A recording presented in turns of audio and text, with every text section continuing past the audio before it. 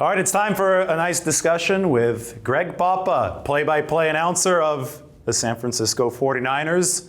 But he's done a lot here in the Bay Area over the past few decades, so I think that we'll have a lot to talk about. I mean, we were just so busy, Greg, over the course of the past few months. We'd check in before all these 49ers games on the field for the little pregame show that I was doing. I just wanted to sit down and just talk now that the season's over. Now we're about to both go to the Combine. Right. And there's a lot to go through. There really is. There is. I'm honored you invited me today. I've been a fan of yours since you arrived in the Bay Area and follow your work diligently. And Margot, we have spent time with your lovely bride. And I think you're the one who covers football the best in the Bay Area. We got a lot of people to cover it well.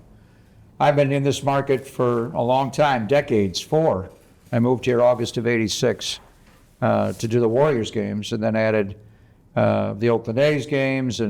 But my passion really was professional football growing up in Buffalo and watching the Bills. And so working with the Raiders for so long, 21 years with them, getting so close with Al Davis, learning the game very closely with him, and just the access I had there. And then when that fell apart for a lot of reasons, and they were out in Vegas, so it wasn't going to work out to go there, falling into the lap of the premier team in the Bay Area history. I mean, they're the only team that was born here, never moved away. They were born in the All-American Conference in '46, and the A's came from Philly, and the Giants from New York, and the Morabitos. Got to be an Italian to own the team, and it's helpful to be an Italian to broadcast them. So, and my first year, they wind up with Nick Bosa, trade for D Ford, get Debo, and boom, go to the Super Bowl, and we're 7 minutes, 13 seconds away from winning. And so the first 5 years were Shangri-La outside of the pandemic year of 20, which I don't even know if we had a football season that year. It was so weird. So to go to the championship game 4 times in 5 years, Super Bowl twice, maybe we were ready for a little market correction for some degree this past year, and now we're looking for a bounce back. So thrilled to talk football with you. I've been a fan of yours for a long time. Well, I still remember sitting down at Raiders training camp a couple years ago when the Niners had the joint practices with the Raiders in Vegas.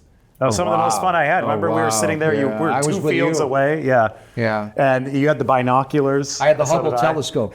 I was the only game broadcaster that was not permitted to actually walk the field. So John Lynch got a phone call from the then general manager of the Raiders, Dave Ziegler, the night before those joint practices. And it was a message from Mark Davis, the owner of the Raiders, that Papa's not allowed on the field anywhere near, at 49ers practices, I roam wherever I respect the players, but I have access to. John Lynch complains that I get in the huddle too much, and with the Raiders, I would watch practice with Al Davis and Bruce Allen and Mike Lombardi and whoever was there. So it's complicated why the Raider thing fell apart, but that was tough. That was tough because the Raiders have a motto: once a Raider, always a Raider, except when it applies to me. And then once a traitor, always a traitor would be the line. So that was difficult considering how close I was. That was like a family member, a wife. The May ended badly, but you had a lot of good times for 21 years. So it made just doing my job difficult, but it's fine. We've been in that stadium more times than I choose to remember. The joint practices, playing the preseason games, that epic January 1st game. What was that, 21, 22, whatever year that was. Brock was playing, so. At Allegiant, the overtime game, Overtime, right? 34-31. And then, obviously, a Super Bowl in that stadium that was also very weird.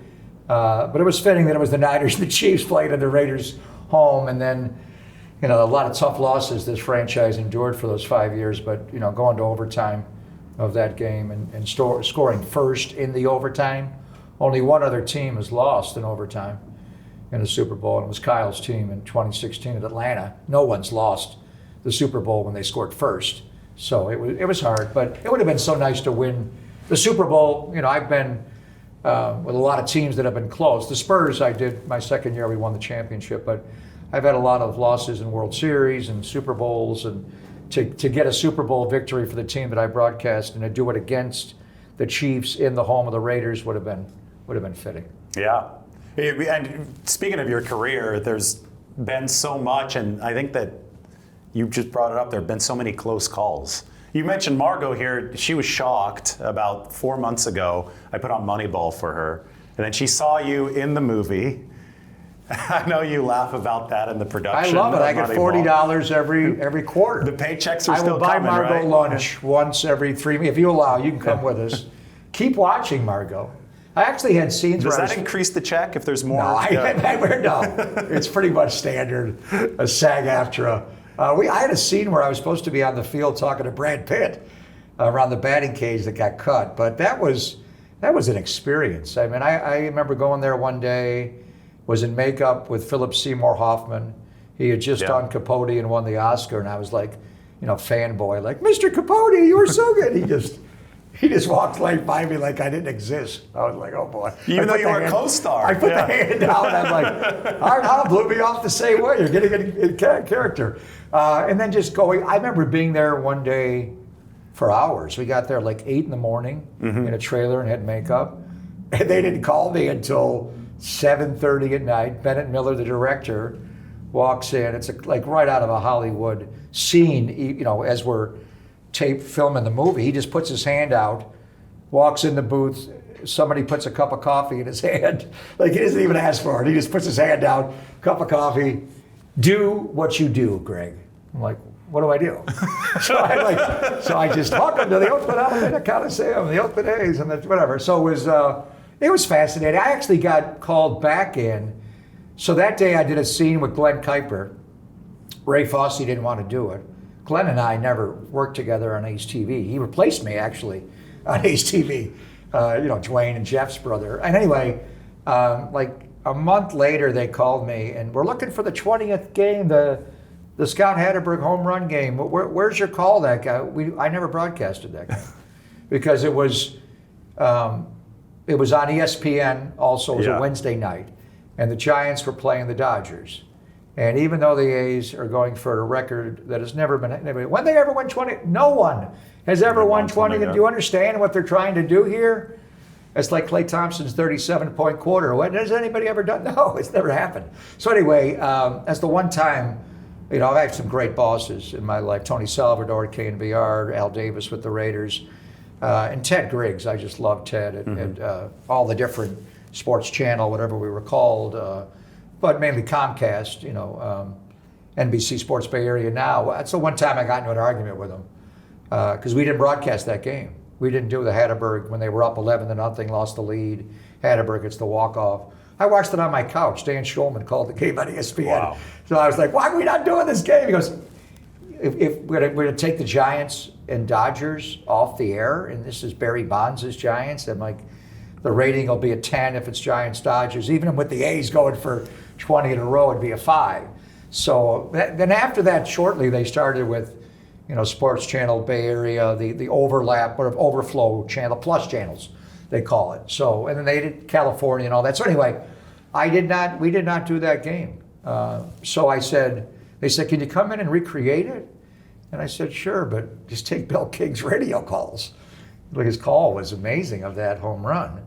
And then I did go back in and recreate hours of different games and calls. And so they didn't use your call? No, they did.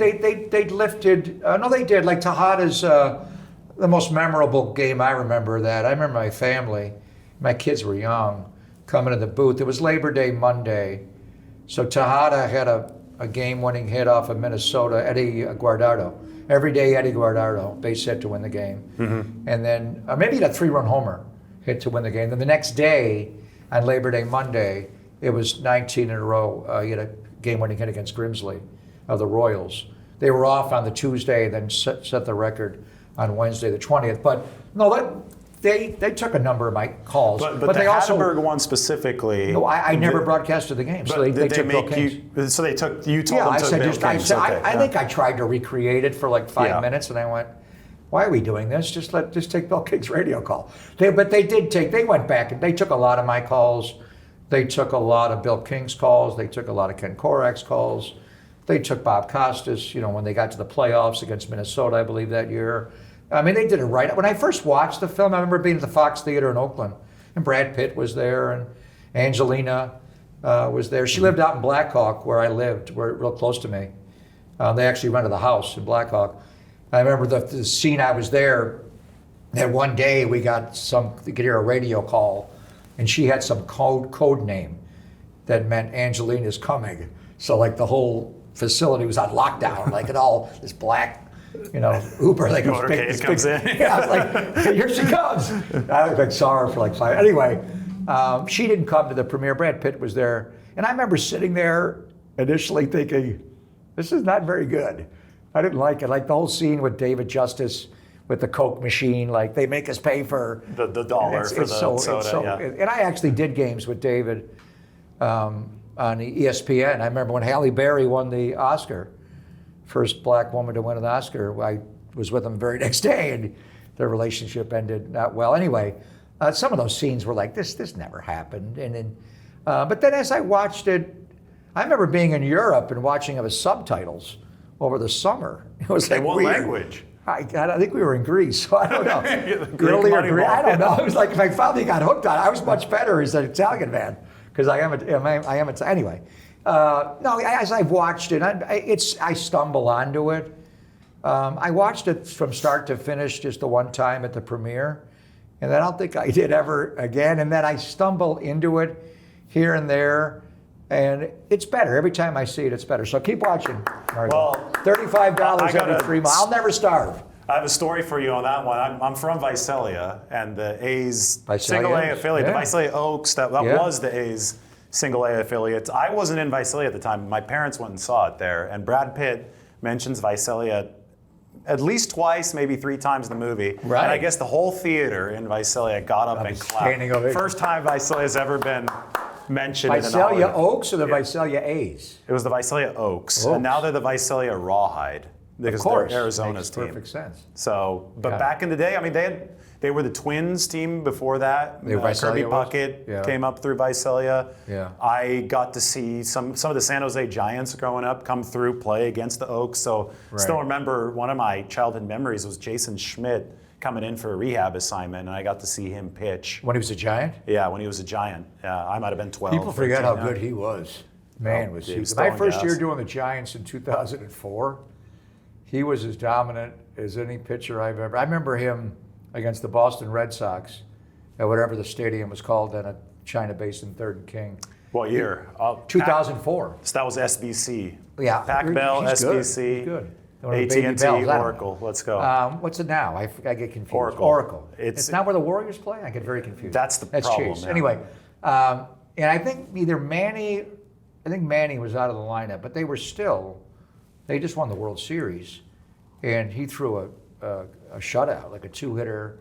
I remember him going to Chicago or Wrigley that year in 2004, throwing a 1-hitter and threw like 144 pitches. I mean, he only had 2 pitches, fastball, change. I remember doing a game with Mike Krukow, and I'm like, what's this pitch he throws that's 91? Because he throws a 97 mile an hour fastball. I was like, that's his changeup. I'm like, what? That's his changeup? Who throws it? Now they all, a lot of them do. But anyway, Jason Schmidt was, until he got hurt, and then he went to the Dodgers. Went to LA, he was yeah. as dominant as any Giant pitcher I've seen. Well, speaking of your time calling the Giants, one thing that I've never gotten to ask you about, but remains That home fascinating run to number me. 715. 715. Oh, wow. With Dave Fleming on the call. This was at the Coliseum, right? No, it was at whatever that ballpark was called. Okay, so this Yeah. was in San Francisco. Lazy Sunday afternoon. BK Kim is on the mound for Arizona. And Dave's Dave's got the call. has the call, and his mic cuts out. At what point does it cut out of Barry Bonds? Right when the bat hits the ball. So it was a lazy Sunday afternoon. Okay. Very quiet.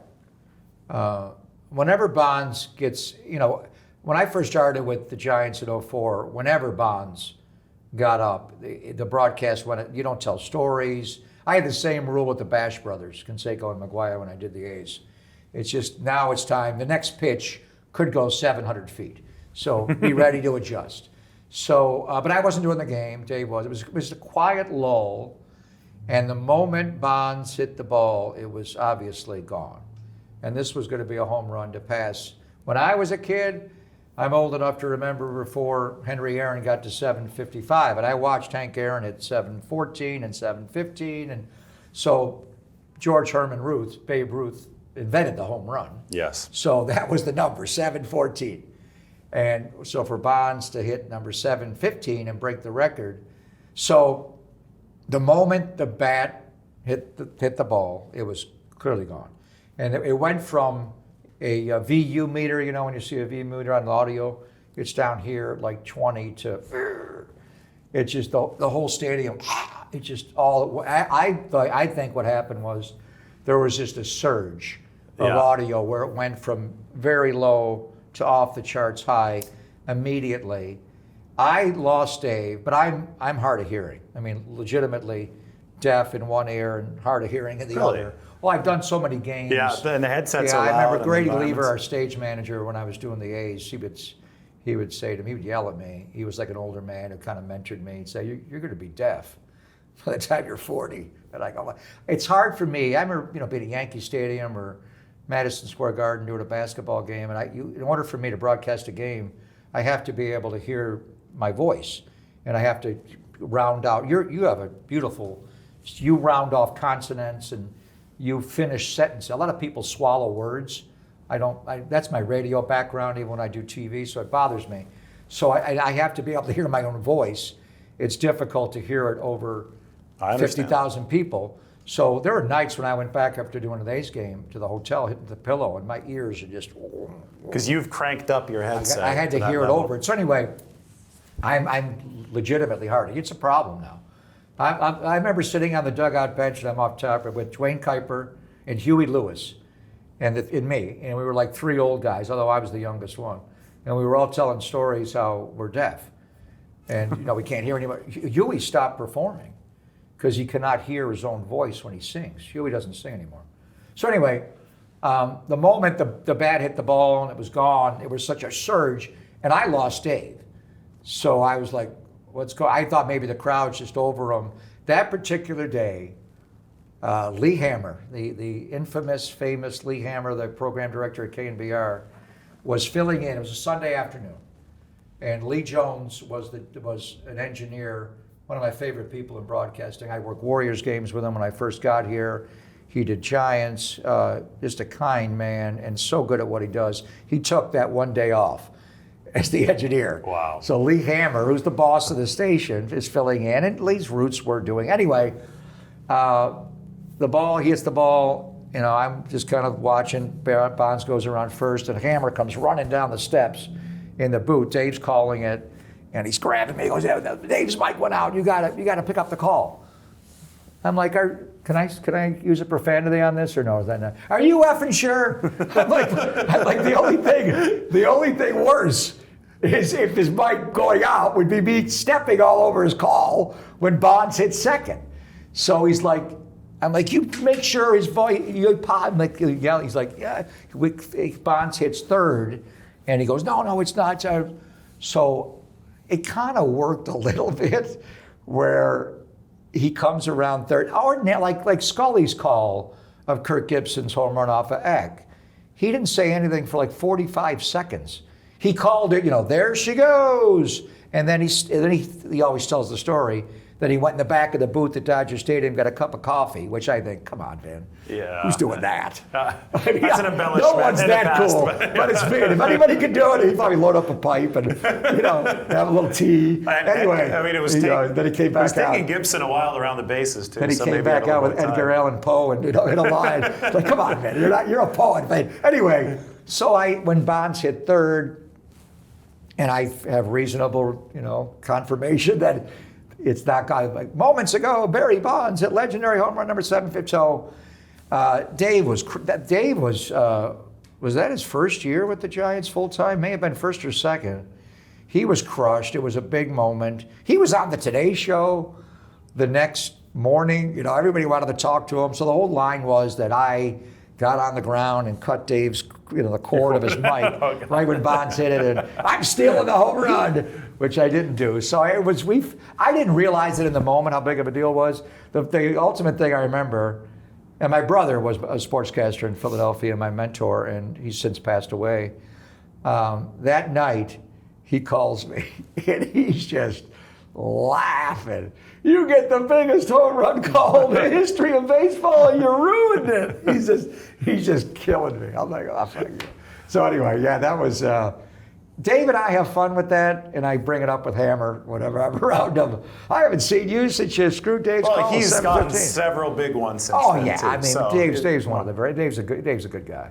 But at the time, it was a big deal. Oh, it was I a mean, huge deal. have you heard that call? I mean, you've heard all the big moments in Kipe's call, 7:56, off of Bassick, years later of Washington. So anyway, it was in the moment. It was one of those deals where you didn't know it was that big. It got big as time went on. Could you imagine that happening today in the world we live in? Social media, Oh my yeah. God. That would be amplified by It's just- millions of which views, which is why everything we do today is just too much. And it's only been It's overanalysis and everything. 20 years, which is crazy. How Is much that what did it was? Yeah, it was in the 24. mid-2000s. I just saw Bonds the other day. I saw him at Ricky's Memorial. He's been around a lot. He was at the he All-Star He coached the Rising Stars game with Jerry Rice and Barry. I mean, can you imagine those two egos in the same arena? Well, they had a little bit of a back and forth before Jerry he went started up and that, gave him a little chest bump. So it struck me. I saw the rosters for that. I'm looking at the coaches, and I mean, do you realize what we're talking about here? This is the home run king, and you can accuse him of whatever you wanted, but we saw him hit the ball over a fence 762 times. It did happen.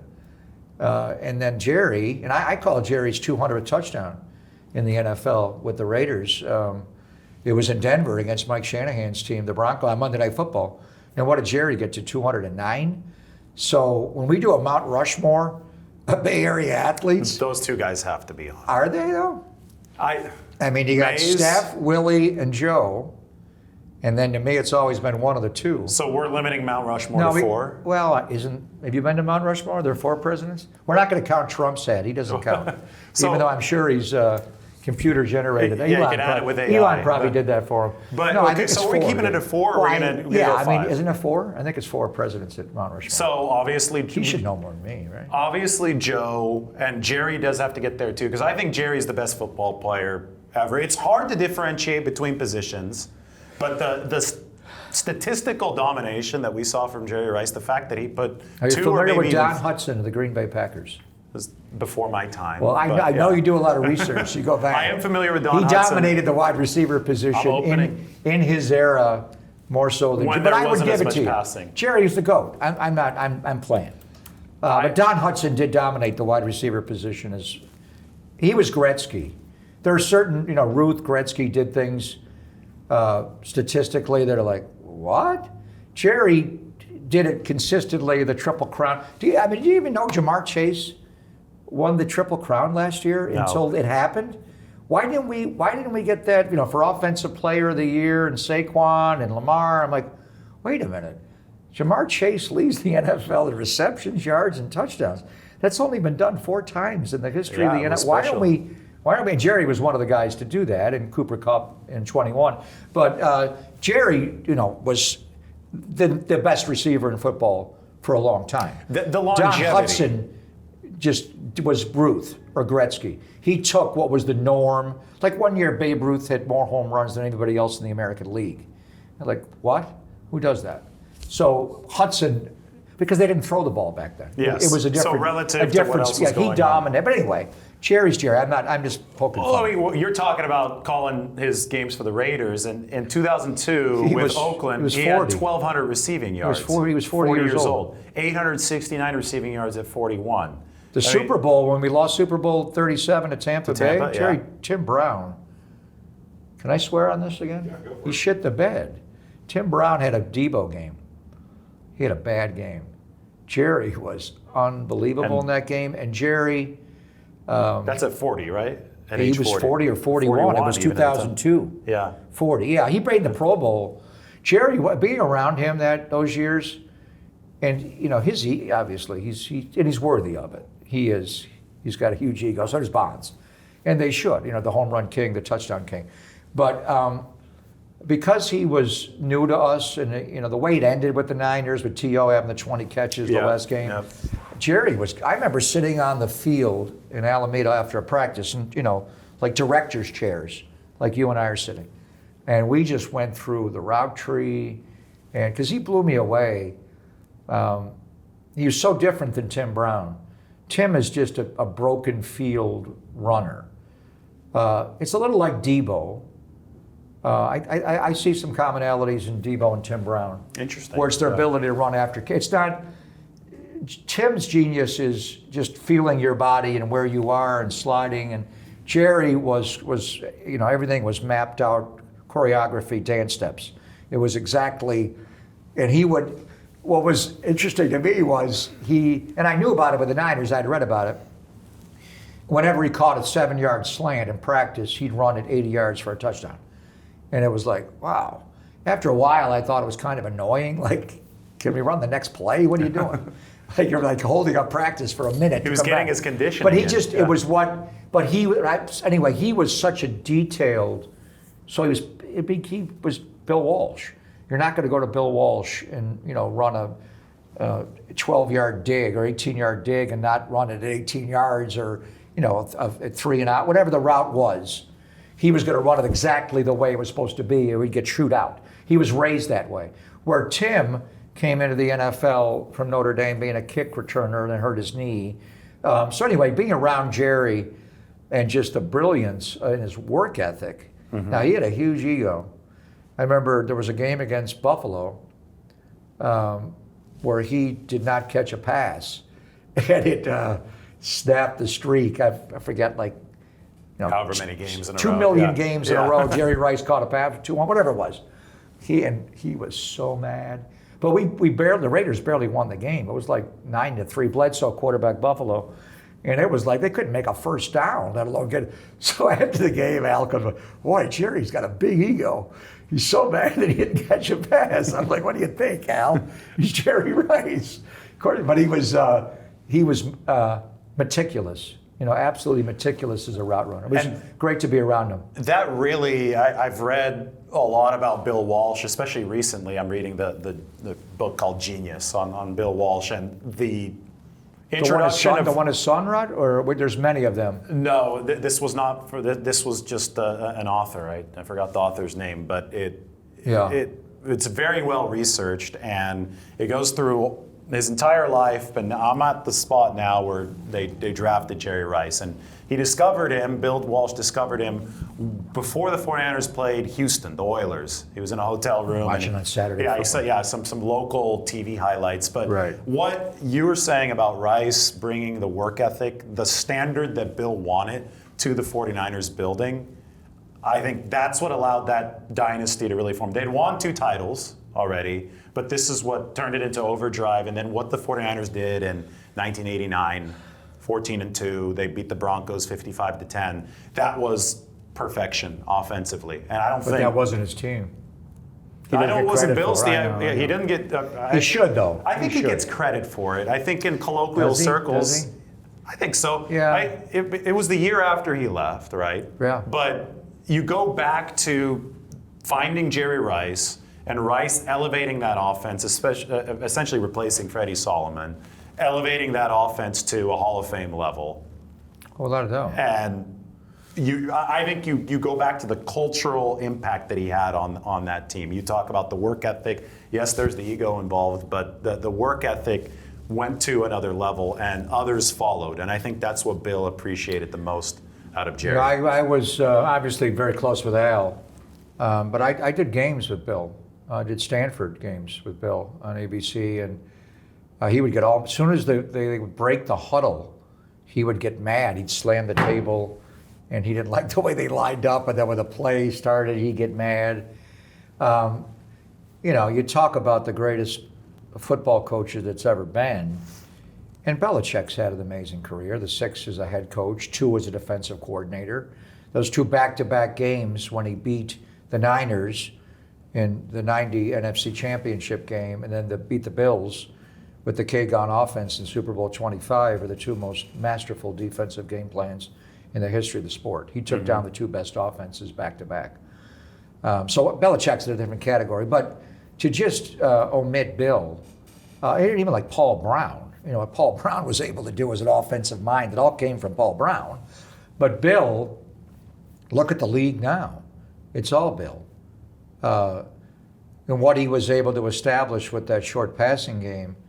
The crime in it was he waited so long to get a chance to be a head coach. Yeah. He didn't, and it crushed him. And Al talked to me a lot about it. The perception was he was weak. He wasn't a tough guy. It was a different era of football. Yeah. So Paul Brown hires Tiger Johnson, not Bill. Bill's crushed. Leave it to Eddie and that, Bill did work for the Raiders. One time he was with the Raiders in the late '60s. So Al always had a great love for him. But his offensive genius, you could see it. I mean, it was just different football. The AFL would throw the ball deep down the field. They had their own way of playing with Sid Gilman, Don Coryell, obviously.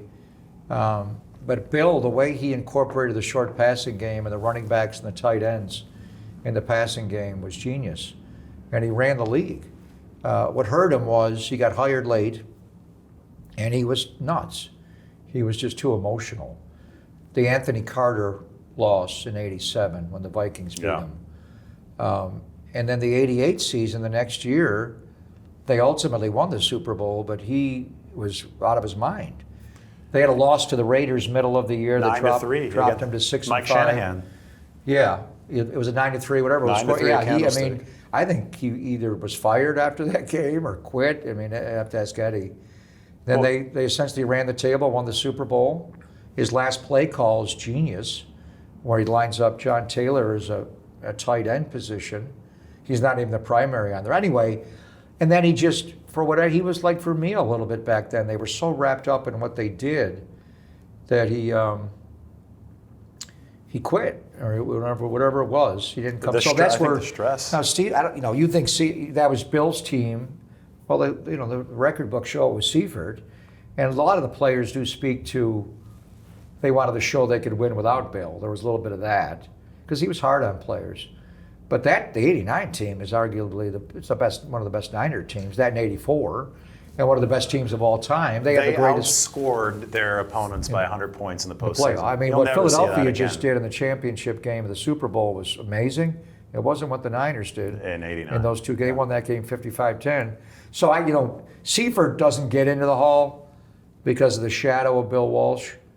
But Bill, I mean, just when you think of the greatest, to me, I put Belichick as the greatest defensive coach of all time. And then there'd be many for consideration for offensive, but it would be Bill and Paul Brown. I mean, Paul Brown modernized the game. It's so poetic, too, that Bill's first Super Bowl came against the Bengals. Cincinnati. And they beat him again. He beat him twice. Yeah, beat him again for his last one. And then the other one was against Don Shula and Dan Marino, which is one of the greatest games of all time. I mean, the greatest. Bill believes matchups. That was the best performance that he ever coached.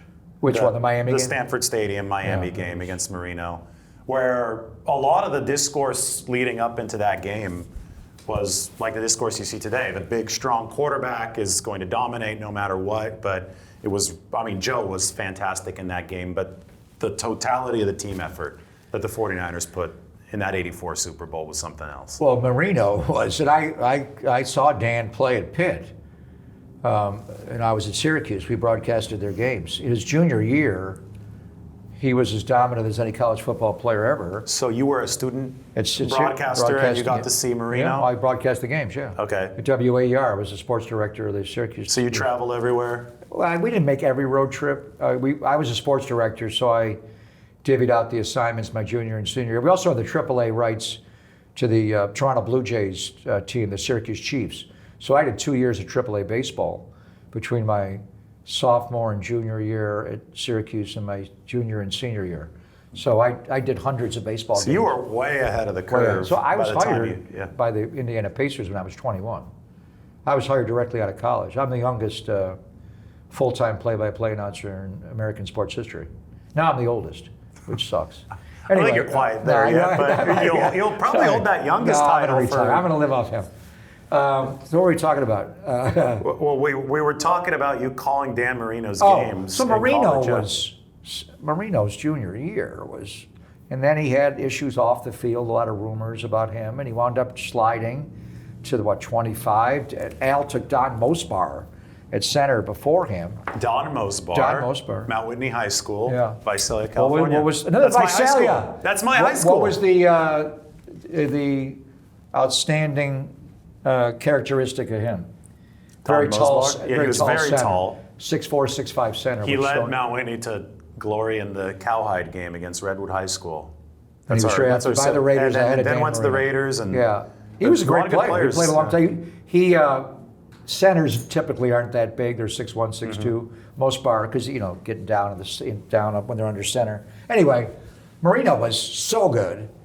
That year, I remember him. I was in Buffalo for a game, just watching it. I think he played against the Raiders off the bench, or his first start was against the Raiders. But one of his first game action was against the Bills, and you never saw a guy throw a ball. Remember, I saw Namath when I was a kid.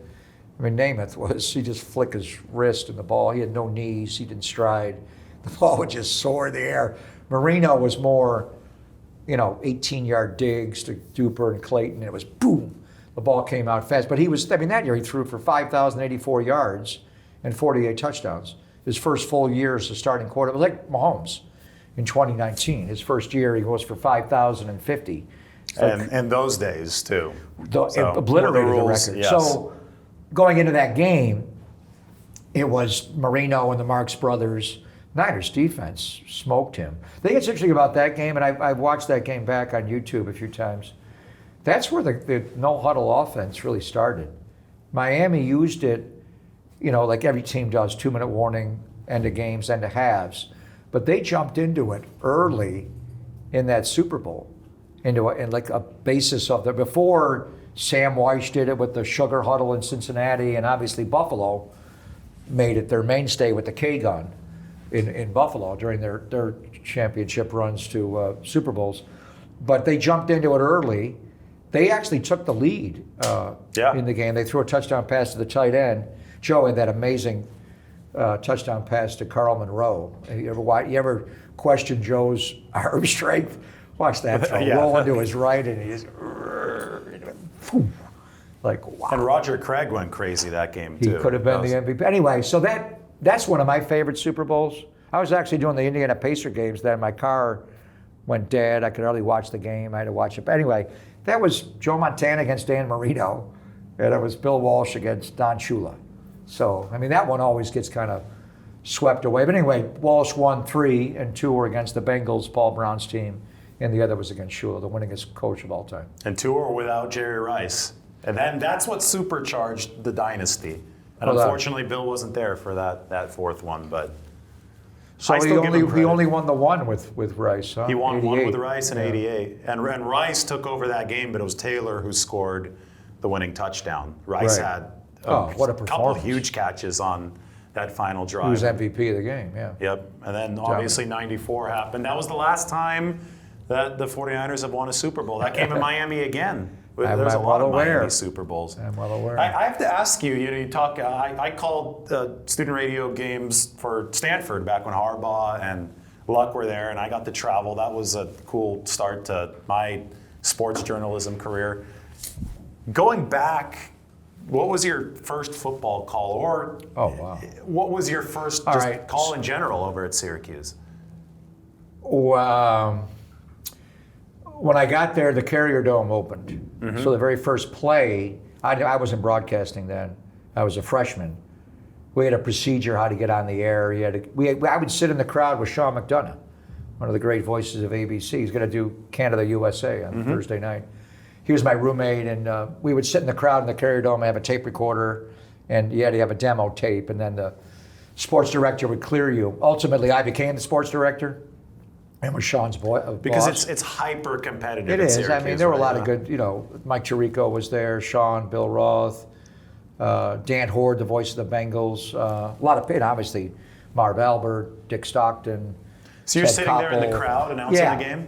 Yeah, just to get on the air. We weren't actually on the air. The first time. So anyway, the first play in that dome was Joe Morris, who had a great career with the New York Giants. Ran back the opening kickoff 95 yards for a touchdown. I remember the first time we had to get cleared even to do like morning sportscast. We'd have to get up and be on the air at 6 a.m. I'd be on M Street till 4:30 in the morning and then roll right over there. First time I heard my voice back through my headsets, it was like, it just threw me. I was terrible. It freaks you out. Yeah. I was not, Sean was an absolute natural. The moment he put them on, he was just Vince Scully. Where He's I smooth. was, he He's just spoke beautifully, and I couldn't do it. So but it is a learned behavior. I tell people I can, as long as you have the work ethic and you want to, spend the time, we can diagram a court or a field or an ice rink and teach you how to call it. So it is a learned behavior. But to answer your question, so all these years later, I really hadn't done football. I did it in college, but then I was hired into the NBA and I did baseball. I didn't do football.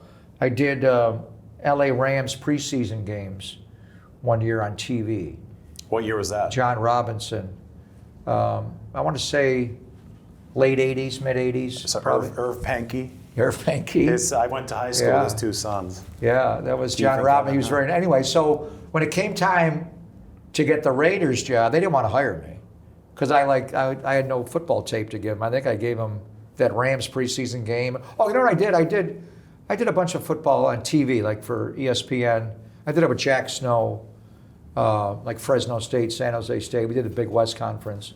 Bulldog Stadium? Yeah, I went there a lot. Jim Sweeney and all those. There was some great matchups. Good years. Was that before or after Dilfer? Probably a little bit before. It was during. It was During Dilfer? before. I think I may have overlapped with Dilford. It was Aaron Craver and Lorenzo Neal. Dilfer was there. He was the quarterback. Go back even San Jose State had Mike Perez and Hesh Kolar, the safety, and Guy Liggins, the wide receiver. Anyway, the point was, now I get hired to the Raiders in '97. They didn't want to hire me. They wanted to hire Bruce McGowan. Anyway, because Al, he had all the old Raider tapes. Anyway, we had to convince him. Al, because I went to Syracuse, went along with it, and then Al and I became very close. He's my second father. But the very first Raider preseason game I did was in Dallas against the Cowboys. And I was so bad, I sucked. It was just so hard. It was just, football had changed so much. The situational, even in the preseason game, the substitutions, every down, there's new, and in preseason it's even worse. I'd worried so much about, the players and knowing, how they play and all that I hadn't thought about how am I actually going to call the game. And I hadn't done it on radio since I left Syracuse. So were you just losing track of I remember how going up to fast Allen, Bruce Allen, after the game on the flight home and said, I fucking suck today. And I will never be like that again. I sat, I don't know if I was sitting or whatever. The way I describe it, the way I do it now, I stand the entire game. And I attack it with my eyes and senses like I'm playing middle linebacker or free safety. You just got to see everything.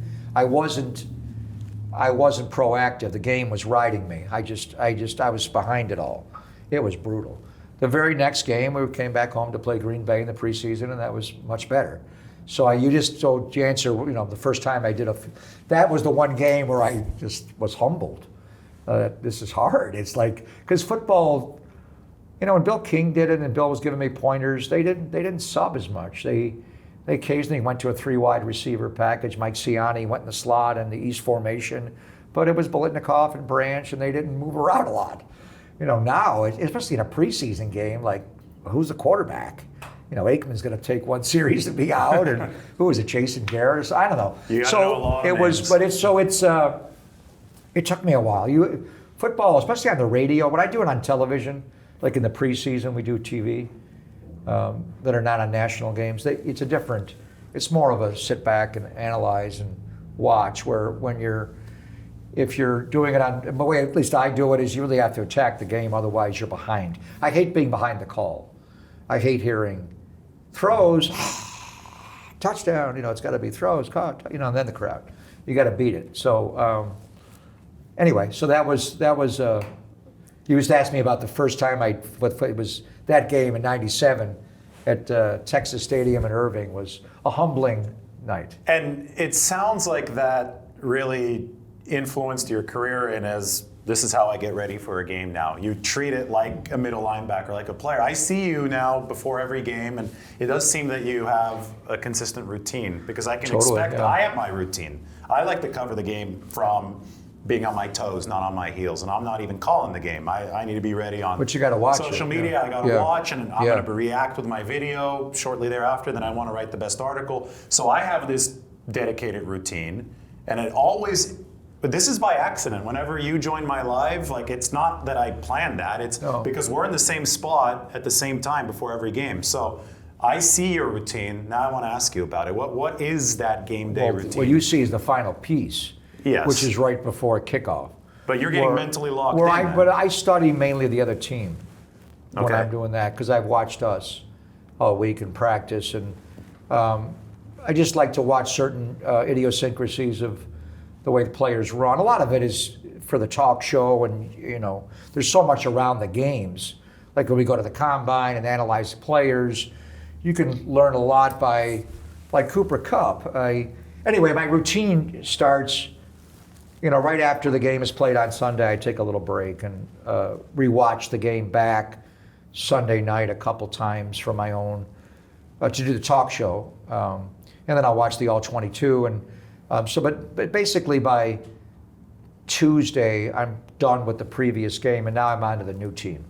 So the generation that I'm in now is video. It's so much easier. Like, Bill King, Lon Simmons, Don Klein, Joe Starkey.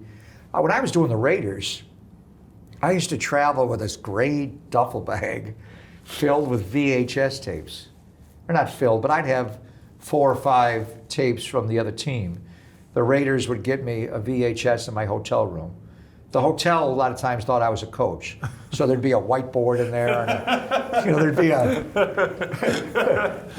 kinds of stuff. Diagramming as you're watching? No.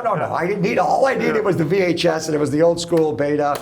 So I would watch. I've always, my generation, we've always had video. Like when I remember asking Bill, like, how did you memorize the Miami Dolphins? He'd be like, I'd have it in my car, and I have a roster, and I'd be driving along and stop at a red light in Sausalito, and Howard Twilley wears number 81. So I know it's Howard Twilley and Warfield's 42. So it was, that would scare me. Even when I do there were years I did a high school game on Thursday, a Cal or Stanford game on Saturday, and a Raider game on Sunday. The high school games were by far the most difficult because there's no video. I would often drive to the school or the coach's house, or he'd bring it to me. I just got to see how they run. Like, how do they play? How do you what's your shell? So the process is just, I read everything. The Niners send me clips, and during the season they could be 100 pages long.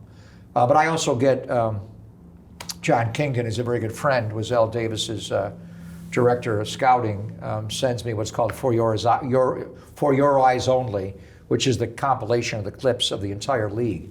So the team we're playing, I will get their newspaper clips, like 30 pages. So I read, everything that's going on. But basically the process involves watching. I try to watch, and it's harder later in the year, but even, week 12, right up until kickoff, I may have watched every game that team's played. I've at least had it on, and I'm listening. I'll watch the All-22, but I also listen to the broadcasters, and I'll read about a play that happened, and I'll be like, well, when did that come up? And then, so it's just a process, and it makes it, again, we do a lot more than just call the game. We're constantly giving our opinion on players, and you want to trade for that guy, do you want to sign that guy, do you want to cut that guy, you want to draft that guy. So it's a lot of that, but it's also, as you know, because you studied the game as well as I do, and you do it expertly, is it helps just, teams have tendencies how they line up and play. So when I'm actually calling a play, I may not, I'll have a working knowledge where Puka Nacua and Cooper Kupp line up, where Reggie Wayne and Marvin Harrison, they never moved. Reggie Wayne was always right, always right was Marvin Harrison. Reggie Wayne was always left. They never motioned. So, you just find out things like, how does this team play? And then more so defensively. Offensively, I pretty much know every player in the league offensively. How do they line up? Who's their nickel? Who's their big nickel? How do they rotate? Who's their outside corner? Is it a boundary corner? So when I have to call the play, I can call it, even if I not necessarily saw exactly who made the catch, I'll have an idea based on formation. But I do, and Tim is great at this, my partner, Tim Ryan, especially with a Kyle Shanahan team. I like to be, when the huddle is broken and we're coming up, both teams, you like to set where the 5 eligibles are and what they're going to do. The essence of pro football, and this is why it's a lot like basketball to me, where pro football you have 5 offensive linemen, left tackle to right tackle. You have a quarterback. So those are basically your pawns if we're playing chess, the offensive lineman. The quarterback is generally a stationary object. He generally lines up in the midline. Now he can be in the shotgun, he can be in the pistol, he can be under center, but he's generally behind the center. And some quarterbacks run more, so they're a queen. Some are more stationary, so they're a king. But basically, you have 5 linemen and a quarterback that are pretty consistent. It's how you use the other 5 eligibles that set who you are as an offense. Yep. And to me, that's basketball. That's 5 offensive players, but we're not covering them 5 on 5. If we're rushing 4, we have 7 other defenders that cover the 5. If we blitz a 5th, then we're covering 6 over 5. Yes. And then if we change the math of the 5 linemen, we're rushing 4, where we're going to block 5 over 4. But if we're bringing a 5th, now it's 5 over 5. But what if you bring a full, somebody stays? So the point is that, and that's what's Kyle Shanahan's genius, and it's what makes football what it is today. Now, you could put, an offset eye, you could empty the fullback out, you empty the back, the quarterback's not under center, he's in the shotgun, he's in the pistol, you're on a wildcat, you're moving, tight end moves in motion. So that to me is the preparation is like the Rams run, Puka Nacua is always going in jet sweep motion. But he doesn't go in jet sweep motion necessarily to take a handoff. He could take a handoff and run a jet sweep. He could continue in the flat and get 3 yards into the flat, or he could run like he's going out and then turn back and insert himself behind the guard and be another blocker. And that's what Bill Walsh did with Jerry. I call it yo-yo motion, where the receiver goes in motion. They did it with Rice. How do you get to cover Jerry Rice? He goes in motion behind the offensive line. He crosses the tackle, turns and comes back the other direction. And now when the ball's snapped, he's hidden behind the guard and tackle. Well, who's going to cover him? He's going to get a clean release out. And that's what Mike McDaniel and the exit motion, the cheat motion. Yes, yeah. So it's all, so that to me is what, I want to call all that. And I think fans, sometimes I think, am I just bombarding them with all these words and they don't know what's there, it's too much. But when you watch the game, aren't you watching for that? And then who follows them? Are they playing a zone or a man? How are they covering that? That is really the essence. And then what personnel group they're in. Are they in 21, which is 2 backs, 1 tight end, or 12, 1 back, 2 tight ends, or 11, which is 3 wide receivers? Then the defense, that's the essence of pro football, is what formation, what personnel group the offense is in. You see the teams on the sideline, the defensive coaches, and in practice, that's all they ever yell, 11, 11, 11. That means 3 wide receivers are in the game, 1 running back, 1 tight end. Mm-hmm. So what do you play against 11? A nickel defense. You're not going to put 3 linebackers out there. So that's the beauty of what Kyle Shanahan does with someone like Kyle Juszczyk, because he's an ultimate. Now we're getting into the 5 eligibles. Now it's all blurred. Your fullback's not really a fullback. Positionless skill position. Your halfback, McCaffrey's not a halfback. He'll line up in the slot. Your Debo, your Z-back, goes in the backfield, takes a handoff. We're not an 11 personnel. Debo's not a wide receiver, he's a running back. So now you got all these small guys out there and we're going to run it on. Yeah, you could run on nickel. That's the game I'm trying to, relay to people that I think, and there's such a sophisticated, the way you break down tape and things you've done for years and the way you analyze it and then what all the different shows. I think fans are, this generation, my kids' generation of viewing football has been, much more educated than I was. It's just because there's more going on. And I think that you said you're conveying a lot of information, but you only have a very finite amount of time. This stuff happens quickly. And I think that, especially when I've called games or when I'm just trying to react to a play and I don't have a lot of time, I think I filter out the extraneous stuff. And naturally, the way that I view the game and the way that I speak about it, and I think when I listen to your calls, you do the same thing, you bring what actually is relevant. So yeah, there could be a lot of terminology, but in order for you to get on with the call and conceptualize the game properly in your own head, yeah, I think you've done a good job sorting what is important for the fan to listen to. You probably really have to pay attention, to understand it. But I think people want that detail. I think I mean, if you're invested to listen to a game on the radio, I would think you would be. You're not a casual fan. And then just if I can see Puka Nacua, say, coming in motion, my eyes may go when the ball snapped to Stafford looking left to Cooper Kupp, and then he comes back to the right. I have a pretty good idea that's got to be Nacua, right? Who else could that be? It could be Tyler Higbee, the tight end, may have flared out, but. So, sometimes I'll pick up the identification of the player later. I don't like to do that. I like to say Stafford throws caught by Nacua.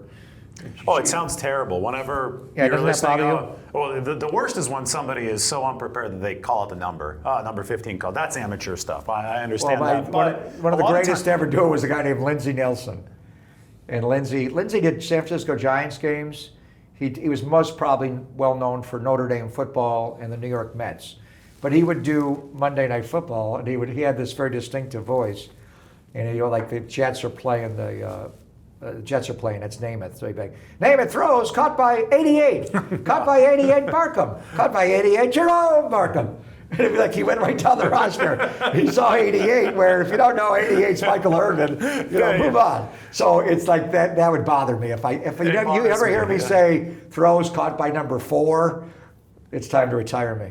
So I fully agree, but I also agree with your original point. The next worst thing is saying it's caught, and then maybe it's just that I'm overly critical when I listen because I called some of these games, but if it takes a few seconds for the announcer to say the name, I know that he's looking down on his sheet trying to figure out who it was. And that means you haven't watched enough tape. Yeah. That means you don't know the tendencies. You're reacting on your heels instead of being on your toes. But the thing... but that's what we are because we're perfectionists. The thing that I've gotten into in moments, and this is where it's usually defensive players. Mm-hmm. If an offensive player catches the ball, sometimes you get fooled by a tight end number and a wide receiver. Yes, those are the exceptions. Who's that? Like for a second, you just go brain dead. Like I've done so many games. If you get a defensive player with a pick 6, that's where it's challenging, and I try to be on that. But there have been moments where there's a moment of terror, like I don't know exactly who that is, or you make the ultimate mistake is misidentify someone. Like you think you see half a number, and you're so preoccupied with doing what satisfies Papa and Lombardi that we give the wrong name. That's worse. But there have been moments where a guy's running for a touchdown, and I'm like, there's a moment of terror, like, who is it? And you better get it right once you say his name. At that moment, just call the play. Yeah, and then, if you're not sure. Because I listen to other people, and sometimes it's intercepted by the Eagles, or they're running back, and we'll figure out the name later. Like sometimes I get lost in myself, and you get scared, like I just botched this call, and I didn't identify him right away, and then you might end up making a mistake, like the immaculate reception. Bill King called Franco Harris Frenchie Fuqua. He had the wrong guy catching the ball out of the air because the ball was thrown to Frenchie. Well, thankfully the camera didn't catch it either. We all make mistakes. It's hard. It's going fast. I remember Darian Gordon, the Raider defensive back, intercepted a ball, ran it back for a touchdown against Carolina. They got to 50, and I called him the wrong name. So when it's a quick score on defense, it's challenging. And then you get a defensive lineman scoops up the ball. You're like, who the hell's that guy? Especially if it's why is he touching the ball? Tackle, what's going on? But in your desire to be perfect, sometimes you make more errors than you should. And just the point that is the Niners scooped and scored a touchdown. and we'll figure out who did it later. And then you could always let the crowd breathe a little bit and Right, figure and then out come exactly back to who it it. was. And then I'll yeah. hit the cough back, and who the fuck scored that touchdown? And I hope the cough button worked that time. Oh, you're on the air, Greg. Oh, sorry. And I have done that. I have sworn on the air. How were you sure during the Bonds home run call, when I guess there was some profanities being exchanged back and forth, that you weren't No, I on didn't the swear. air? I wouldn't swear. Oh, I thought you said you might. When No, I an don't engineer came down. know. I swear probably more than I should, but I try not to. I have sworn twice on a live mic, unknowingly. During a game? Yeah, Yeah, for different reasons. for different reasons. Okay. Yeah. Well, when I was doing the Raiders, I don't know how we're getting into this story. The Denver Broncos were 13-0, or maybe 12-0, going to New York to get to 13-0. They were behind the whole game. And excuse me, Mike Shanahan, but I was a Raider then. And they're down the whole game. They come back. Shannon Sharp, who I didn't like personally or as a player. Anyway, he makes this incredible touchdown catch to put the Broncos ahead with like 4 minutes to go. So I didn't know anything of it, but I'm reading the newspaper a couple days later, and it said a voice that sounded a lot like Greg Papa's dropped an F-bomb on the air. So I'm like, what did I say? So I got a copy of a tape. It's hilarious. So you hear like a commercial, and then it comes back and it's dead air, and you hear me saying, that motherfucker. And then it's like, beat, beat. And then I said, moments ago in New York, two-time Pro Bowl tight end Shannon Sharp made an incredible touchdown. It's like, I didn't know I was back. So you try to be careful. Anyway. No 49ers moments yet like that since 2019? Where I've sworn on the air? No. Well, yeah, well, the pandemic year. Wow, was that one a doesn't challenge? count, yeah. So the first, The crowd is quiet, too, No, we had so to do you know. road games when the team was Yeah. not, we didn't travel. Oh, so you called it from the studio? I could have called it from Levi's. Watching the game on the screen? Watching the game. So the first game, so what was the opener that year? We lose to Arizona. Arizona then went to the Tyler Jets. Murray went to the Jets. Met Death So I remember Stadium. that first game, I call Al Guido, the Niner president, and I'm like, we're going to kick off for the new season. There's no one in the stands. I'm like, why are we doing this? This is so weird. So that was, at least the players were in front of me in the same stadium. Yeah. When I was not allowed to travel. To be around the team, I had to take a COVID test every single day and stand even away. And Robert Saleh would come up with his mask off, talking to me. I'm like, go away. I don't want to stay over there. So anyway, the first game, it's a 10 a.m. kickoff in California. We're playing the Jets. We get there early on them. We do the same show, same game. Only we're in the booth, the Lon Simmons broadcast booth. The game's in New Jersey. First of all, at 10 o'clock in the morning, the glare in early September, You're not used to mid-September, that, yeah. is coming through the glass where we're like in an atrium. I'm like, I can't. So we had to like put up Mike Baird and Mike Holler, put up, like cardboard boxes to try to block the glare. So then we're supposed to get the feed like we do for every game. We get the monitor, and they also gave us the all 22, or really it's the all 29, because you get all the players and the 7 officials. So you can see like the clock and just the way it was hard. The game's not in the stadium, so we're doing it off a monitor. I've never done this before. So it's 9:58. The captains are out for the coin toss. It's 9:59. I'm like, where's the monitor? Nothing. We're not getting anything at all. So you know me, I have like 4 different iPads. So I start pulling out I use the iPads for stats and everything, but now I'm like, I got to get the game.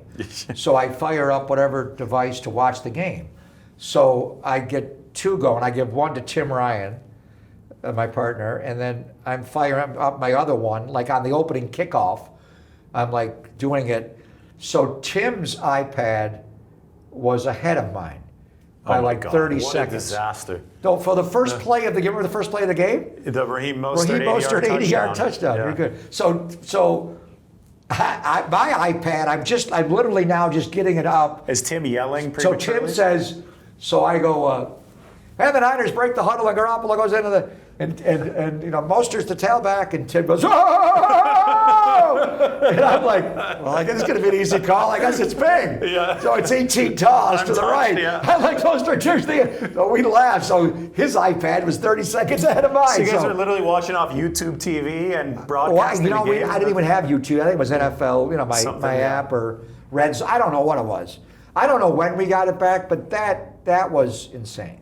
So as far, and I didn't swear, but I was like, you kidding me? You probably also knew that Nick Bosa tore his ACL 30 seconds before it happened. The span of 3 snaps. Solomon Thomas, Cart, Bosa. Nick Bosa, Cart. And And then a couple snaps before or after that, Jimmy, high ankle sprain.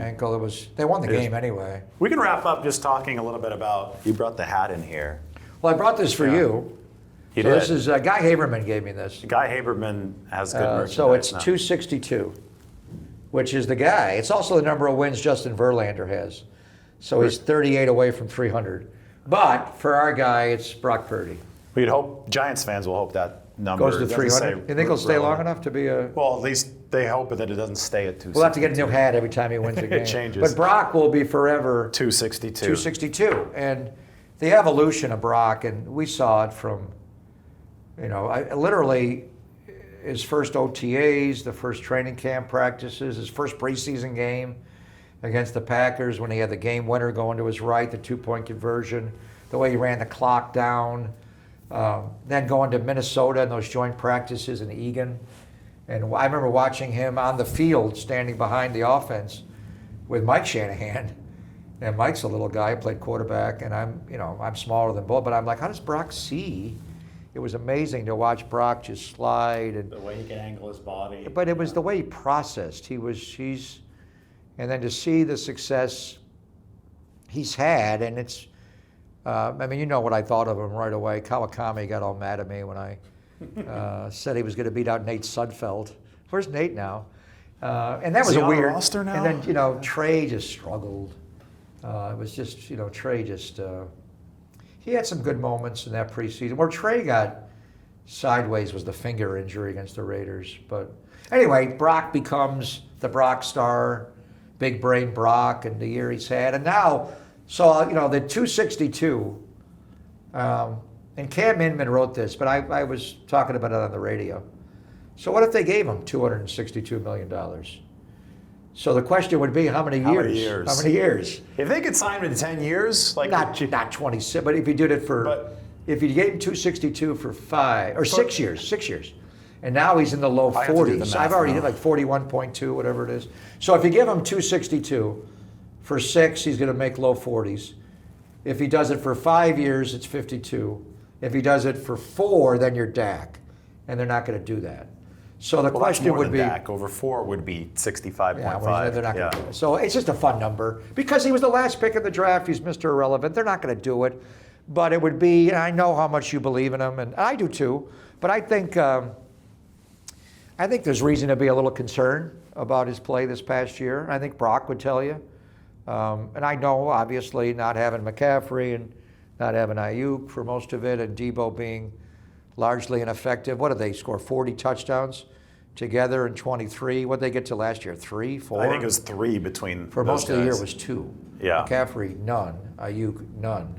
Debo had the one early and the one in Seattle, and then got one later against Miami. So anyway, but he for the first time, he made poor choices at times where the ball should go. And no matter who your 5 eligibles are, you still got an X, a Z, an F, a Y, and a H, and guys are open, like the play. And I think what was concerning a little bit, and when they go through the season, and Brian Greasy and Clay and Kyle, they look at every frame, every snap. The way the Minnesota game went, how it was difficult for him to read that defense. And they were a great defense. Especially early in the season. Early in the year. But he had seen them the year before, going there for the Monday night game. And there was one, he was having a hard time deciphering who was coming, who wasn't. It was hard. The one play where it's first and goal on the 5-yard line, and he boots to his left, and he's got Ayuk wide open in the left corner. And he was on the right hash, whereas where the ball was, the roll went left. I remember the play. And it was right, remember they went for it on fourth down to Jennings and it got slapped away. But the play on first down where he just needed to get the ball out of his hand, whether he couldn't see it or he wasn't comfortable flipping his hips and his shoulders, and that play, I'm picking out moments, but there were some of these in just about every game. The Ram game, when the big comeback, and remember Ayuk was wide open when they busted the coverage. And week 3, right? Week 3. Yeah, they lost week 3, week 2. Now if Ronnie Bell catches the ball, then you're not talking kick about a field it. goal, we win. But he had Ayuk. We could see it from our vantage point in the end zone there, and he just didn't pull the trigger on it. It just didn't seem that the rapport with Ayuk, which had been top notch in 2023, Totally. was there. Oh, there was, So- which leads to so our broadcast booth, and I watch them all back on the All 22, but sometimes even the quality of the tape is just, you don't see enough as when you're doing it live. So we were doing a game in Washington. What was it? New Year's Eve. They won that game. Philadelphia lost to Arizona, and we won the number 1 seed. Remember that game? And Brock didn't have a great game. I don't think he played it really his best football after the Baltimore game on Christmas night. I thought he struggled in that game, and then it continued. But anyway, there was one out route that Ayuk ran, and our broadcast booth in Washington's in the end zone, which is sometimes hard to see. Are you there it's too? impossible to see. It's hard to see the other side of the field, but there's Yeah. certain things you see clear. You as could see the day. routes develop and a you little see bit it better than Yeah. watching the All 22 because it's your own eyes. Yes. And we were at a little overhang. I could and he would throw, and I remember interviewing him after the game because he didn't play the week against the Rams, the last game. So I sat with him, and there was one out route to Ayuk, and I remember it so well that Ayuk was just in the stem of his route, and Brock and he just turned and it was like, wow. It was a simple route, but the way they did it a lot. There was definitely that disconnect. But with the choices of where the ball, like the first and goal on the 5 in Minnesota and the roll, he didn't see Ayuk, and they were both to Ayuk early in the year. The deep shot, and Ayuk, that has nothing to do with them not being together. They busted the coverage. Ayuk was wide open. It was going to be a bomb, touchdown. And then one in Miami, there was a little choice route. Remember the Patrick Taylor over the middle? And it almost got intercepted. It was like, but I could see, like, where are you going with the ball? I think it was Juszczyk ran a rail route, or somebody was out to the right. Didn't Taylor blame himself on that one? Yeah, though? but He said he ran the wrong the ball, depth. he was in and out covered, and it was lucky. Yeah, I mean, McCaffrey may have caught it, but right away I went, where are you going with the ball? It doesn't go there. So there were, again, we're nitpicking. Any quarterback, Mahomes, there's many times you watch Mahomes back. Like, why did he go there? It's hard. But that was the brilliance of Brock, was he was able to process it. I call him Big Brain Brock. He just invariably, the ball went where it should go. He didn't make mistakes. This past year, it didn't go as often to where it should have been. And then when he missed high a lot. The ball got tipped. And the issue with him is his size. He's 6 feet 5/8 of an inch tall, and that's why he was picked 262 and not 62. If he was 6'3", 6'4", the issue with the gripping of the ball in weather, even in the Bay Area in playoff games, the Green Bay game, he had a hard time controlling the ball in that divisional. Put a glove on. But believe me, I love Brock. I'm not saying he's not. But this past year, you have to be honest and say there was a stat I saw early in the year that blew me away. And it was, I think, the first 50 games, a player, maybe it was 25, and then, anyway, the Niners with Brock Purdy at quarterback were the highest scoring team in the history of pro football. More than Tom Brady. It was early this year. Higher than Tom Brady's Patriots, Patrick Mahomes' Chiefs, Dan Fouts' Chargers, Drew Brees' Saints. Any team that's ever had a quarterback play quarterback, it was almost 30 points a game. Remember, 30 for Purdy. And I was like, when I saw that, I was like, damn. say no more. I mean, I know you're so great with your graphs and numbers, and That's simple. the ultimate thing is that scoreboard. Yep. Doesn't matter if we have 50 first downs, if we have one touchdown, we lose. You got to move the scoreboard. Yep. And Brock Purdy did that. But, Jimmy's, the 2019 year, the Niners were second in the NFL in scoring. 29 points a game. It- 29.9, I think. Almost 30, right Yeah. behind Lamar. Yeah. So, and then, but this past year, so this year, it was early in the year. When I saw that stat, it was one of Tom Brady's first games because Fox sent me the packet. I was like, and I asked Kyle about it. I'm like, that's all that, And with the Niners defense, we scored 30. When they're right, they should be giving up 14, 17, not 27. So it all snowballed. And that obviously the special teams, the defense being as poor as it was, creates pressure. It's all connected. It's all. I'm not saying he's It's an all- island. He's not a starting pitcher, right? But pitchers do have an offense. If they don't score for them, they Puts more so it pressure, all. yeah. But the choices with the ball. Anyway, at one point he was averaging 30 points a game, and now they lost a touchdown this past year. Where'd they finish at? 22 a game. 22 or 23. Somewhere. I mean, so you lost 7 points. That's why you're. So I'm not. So my thing with him is let's see what they do. I think they'd like to get him signed to a deal, but you got to give him 262 for 4 years, 5 years. If you get him for 6 years, and now it's a workable number, because that number, I remember asking you, like, what's the franchise tag number for quarterbacks? These guys are all making 60, 55. If Minnesota franchise tags Darnold, what's the number? 41 points. We don't know exactly yet. It's going to be based on the final salary cap, which rose. It's going to rise about 10%. It's going to be in the 40s. But the thing about the franchise tag is you don't have flexibility to maneuver the cap hit. The way that the 49ers, You take a hit. Yeah, Right. it You is. spread the money out. It is a Yeah, firm right. price. Right. And the Niners have been surfing this salary cap wave so well. Right, Them right. and the Eagles have been doing it so well.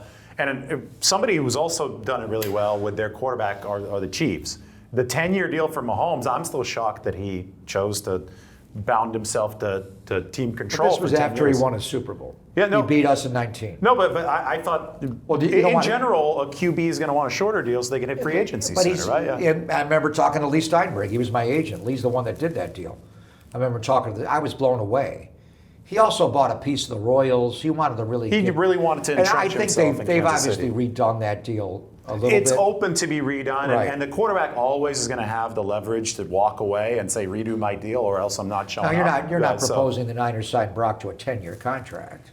I think that because you don't have, as long as it's not fully guaranteed, you would love to have that team control because Well, you if can you hit the spread out eject button 262 anytime. over 10, Yeah, you'd be well, then happy. they'd be really happy. Yeah, But we're simplifying. Here's it, but- the glory of the deal for the Chiefs with Mahomes. After 2 or 3 years, they could have moved on from it at any point. I'm not saying they want to, nor will they want to, but Yeah. they have contractual control over the player Right. at essentially no cost. It would shock me if Purdy would be okay with signing a 10-year deal. I think Purdy would want to No. sign something shorter to hit free agency sooner. Probably, Yeah. but also his salary does jump. One of the great things that people don't understand, because I get this all the time, he is under contract for next year. He's not a free agent. His salary does jump from 1.1 to 5.2 The because he made the Pro performance Bowl last escalator, year. yeah. So he is going to make a salary. I mean, we'll see how they play it. But that's that franchise tag mechanism for next year, and it would be higher, obviously, than 41.2 right now. It'd be whatever it would be, but it's not 50, 60 million dollars. I would. He's played so few amount of games. Would you want to have a little more intel on him? My thoughts on him have changed. I still love the guy. I'm not saying that. But it was almost like, who is this guy? Like he's a robo quarter. He's like a computer-generated brain chip that just throws the ball where it's got to go. It's like Kyle, just programmed his brain and the ball goes there. It goes there. Last year he didn't throw the ball where it needed to be, to a degree where would you rather have another year of intel? My main thing when I look at that is they were still really good against zone last year, and it was the splits against man coverage, which generally I think is You blame very that on much the route outside. runners? Yeah, very much Yeah. outside. They had the lowest separation numbers Well, in the without- entire without a league. doubt, yeah. So I just think that there are cascading effects, and it's very hard to determine, okay, this is this guy's fault, and this is because it's a team sport. And we just talked for an hour and a half about how beautiful this sport is because there's so many variables that we have to address. But when you invest those kind of dollars on someone, you really have to be absolutely positively sure. And I think even after the Super Bowl, he played very well enough to win the game, but there's throws that third down McDuffie blitz. If he makes the proper read and gets the ball out against that blitz, and Spags knew to blitz him inside because of the size. So we'll see what they love the guy. If they can get a workable number they feel comfortable with, then maybe they do that. But I don't think they're in a position where they got to rebuild an entire defense. And what's that going to cost them to do that? We were talking about Myles Garrett. You put Myles Garrett on this team, it's a game changer. But how do you do that? In draft pick compensation, and then do you have to redo his contract? And now, do you really want to get in the market where you're giving the quarterback those kind of dollars? I mean, you can kick the can down the road another year before you have to commit to him. Now, how is he going to handle that if you do that? I'm not saying, this is my opinion, is that for the first time you have, the team did not perform as well this year with him. You have to be honest about that. I mean, you can say, well, McCaffrey got hurt, Ayuk got hurt, Tebow wasn't playing well, Trent was out. That's all true. But, the facts are the facts. You see it with your own eyes that the ball didn't go as frequently where it needed to go. Is the only point I would make. We've got a lot to talk about this offseason. I think that just scratches the surface. When we're going to be texting throughout all of this, but a couple weeks from now, once the combine is behind us, free agency starts, then the draft a couple months from now, we'll finally start to see the vision, and maybe we'll have an answer on this whole Brock Purdy thing. But thanks so much. Thank you. I had a lot of fun, my friend. Love this guy. Awesome. You're the best. You're the best at what you do as well. So we will keep you posted throughout this entire season on the San Francisco Standard. This has been our first long-form guest, Greg Papa, play-by-play voice of the 49ers. Many more coming soon. Thanks to Greg. We'll talk to you next time.